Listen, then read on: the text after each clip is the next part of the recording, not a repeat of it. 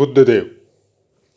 जय माता की मित्रों, हम लोग नक्षत्रों के ही पाठों का अध्ययन कर रहे हैं और उसी सफ़र को आगे बढ़ाते हुए आज आद्रा नक्षत्र में विभिन्न चरणों में और सब ग्रहों की दृष्टियों का फल बुद्धदेव पे क्या होता है। आद्रा नक्षत्र में जब बुद्धदेव प्लेस होते तो चरणों के हिसाब से उनका कैसा फल हो सकता है, बाकी ग्रहों की दृष्टियों के हिसाब से उनका कैसा फल हो सकता है, उसी पाठ का अध्ययन करेंगे। हालांकि अगर प्रायकर सब पाठों में हम बोल रहे हैं कि ये पाठ अलग अलग ग्रहों के नक्षत्रों के हिसाब से हम लोगों को अपनी कुंडलियों में देखने के लिए बाकी वर्ग कुंडलियों को, भावों को और कारकत्वों को मिला के सम्मिलित अध्ययन करना पड़ेगा। जब कभी अभ्यास की कोई कुंडली लेंगे तो किस तरह से लगाना है, किस तरह से समझना है, उसके फलों की चर्चा करेंगे। लेकिन जैसा कि चाहे पुस्तकों के द्वारा सुनो आप, चाहे आप किसी गुरु के द्वारा ज्ञान ले रहे हो, आपको डायरेक्ट अभ्यास में कभी नहीं जाना चाहिए। अलग अलग ग्रहों के, नक्षत्रों के चरणों के हिसाब से प्लेसमेंट और उनके कारकत्वों के हिसाब से फलों की जानकारी, वो सब आपके दिमाग में सेट होनी बहुत ज़रूरी होती है। और उन्हीं पाठों का अध्ययन करते हुए हम लोग आज आद्रा नक्षत्र में बुद्धदेव की चर्चा करेंगे। और बुद्धदेव के फल अगर प्रथम चरण में हो, जैसे आद्रा नक्षत्र के 3.20 डिग्री तक अगर कोई ग्रह बुद्धदेव है तो वो प्रथम चरण में हो गया। तो प्रथम चरण में अगर बुद्धदेव आद्रा नक्षत्र में है तो यहाँ पे हर क्षेत्र में, चाहे कोई भी लाइन में हो, कोई भी काम में वो हो, हर क्षेत्र में सफलता प्रदान करने की क्षमता इस योग में होती है। और जातक हर क्षेत्र में, किसी भी लाइन में जो उसको पसंद हो उस लाइन में वो सफल होता है। ज्योतिष शास्त्र में चाहे वो उसका पैसा हो या ना हो, वो किसी दूसरी लाइन में सक्सेस हो, लेकिन इस शास्त्र में वो रुचि जरूर रखता है। कई स्त्रियों से संबंध हो सकते हैं जो वर्तमान में ये सब विषयों से कोई मतलब नहीं है, क्योंकि जो परिवर्तन युगों का आता है और कलयुग का अपना एक महत्व है, वो डिफरेंट मैटर है। उसके विषय में आज अगर हम लोग ये बात करें, चरित्र की बात करें, मेल फीमेल की बात करें, तो ये कुछ बोलते हैं ना, ज्योतिष शास्त्र परिस्थिति, स्थान और इंसान हर जगह अलग अलग रूप में आपके फलों की प्राप्ति होती है। किसी इंसान को बहुत अच्छे योग कारक ग्रह है, लेकिन वो गलत स्थान में अगर बैठा हुआ है, गलत स्थान में उसका जन्म हुआ है और वहीं पे बैठा हुआ है, कि आप युद्धग्रस्त क्षेत्र में बैठे हुए या भूखमरी वाले देश में आपका पैदाइश हो गया, तो वैसा फल जैसा दूसरी जगह में आपको प्राप्त हो सकता है उस योग का, वहाँ पे नहीं मिलेगा। तो स्थान, या संस्कृत में बोला जाता है स्थानम प्रधानम, वैसे ही इंसान कैसे कर्म कर रहे हैं उसके ऊपर ज्योतिष शास्त्र का समय और परिस्थिति के हिसाब से अलग अलग फलों की प्राप्ति उस समय में उस ग्रह के हिसाब से होती है। दूसरे चरण में अगर बुद्धदेव हो आद्रा नक्षत्र में, तो ज्योतिष विद्या या गणित विद्या में बहुत प्रवीण बनाती है। और वह धनी होने के साथ साथ मृदुभाषी, मतलब मीठा बोलने वाला, कभी भी कटुवाणी नहीं बोलने वाला, वाणी में मतलब अलग ही मीठापन ऐसे जातक में होता है, सुनने में बहुत प्यारा लगता है और बहुत अच्छा लगता है। तीसरे चरण में अगर हो तो जरूरत से ज़्यादा बुद्धिमान होता है।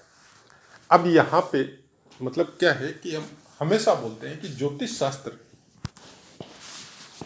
में आपको इशारा दिया जाता है, इंगित किया जाता है, आप उसको कैसे समझते हैं और वर्तमान कर्म कैसे कर रहे हैं, किस तरह के कामों से आप इंटेंगल है, उसका अपना एक योगदान होता है, अपना महत्व होता है।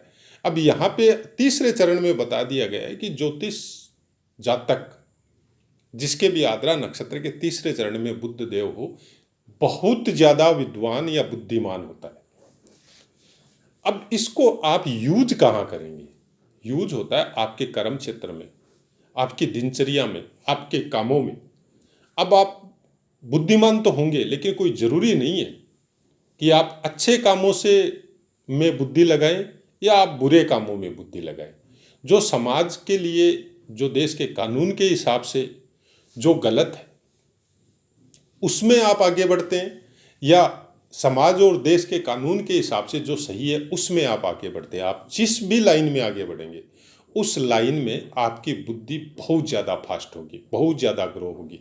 से कि कोई है जो देश के कानून के हिसाब से अपनी बुद्धि को लगा के आगे बढ़ रहा है, देश का भी नाम रोशन हो रहा है और खुद का भी हो रहा है, और कई उसके विरुद्ध चल रहे हैं। बुद्धिमान तो वो भी है, क्योंकि बुद्धि तो उनके अंदर भी है। अगर वहाँ पे भी उनका नाम है तो बुद्धि तो उनके अंदर भी है, लेकिन आप बुद्धि कहाँ यूज कर रहे हैं ये आपके ऊपर निर्भर करती है।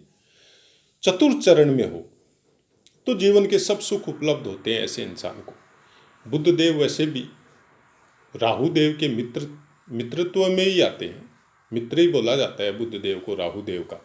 और राहु देव के नक्षत्र में बुद्ध देव होने से ये एक नॉर्मल सी बात है कि उनका फल अच्छा ही होगा, बुरा होने का तो सवाल ही नहीं है।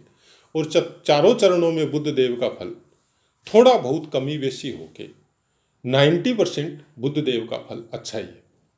अब यहाँ पे बुद्ध देव आद्रा नक्षत्र के किसी भी चरण में बैठे हो और सूर्य देव की अगर दृष्टि इनके ऊपर पड़ती है तो आपको सरकारी नौकरी मिलने का योग बनता है। और सरकारी नौकरी में भी बहुत अच्छा पद मिलने का योग मिलता है, आपका प्रमोशन होने का योग मिलता है।